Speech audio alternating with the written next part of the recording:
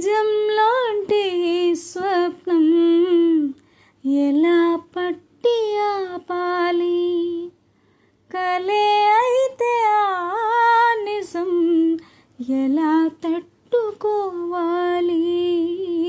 అవునో కాదో అడగకంది నా మౌనం, చెలివో శిలవో తెలియకుంది నీ రూపం. చెలిమి బంధమల్లుకుందే జన్మ ఖైదులా ఎదుట నిలిచింది చూడు.